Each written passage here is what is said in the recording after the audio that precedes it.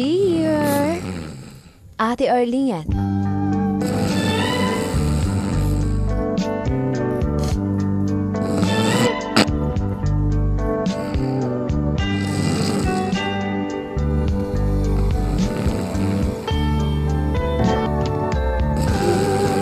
Nagsugod kini akong kasinatian sa kinabuhi ni adtong gagmay paning bata ate.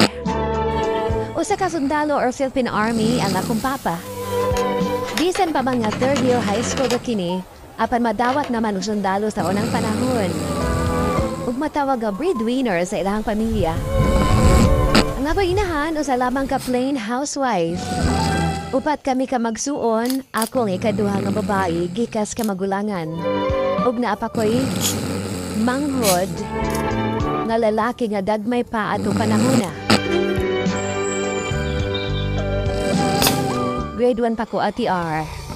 Dili pa gid nako malimtan, gibilin mi sa kumama kaming duha sa akong ate sa Camiguin Island. Kataga dito man ang akong mama. Ang among lola usa ka simple nga tigula nga sige ra gyud simba ug ampo ate. Ginakuha siya sa pagpangadji kung dunay mamatay ug anibersaryo sa patay.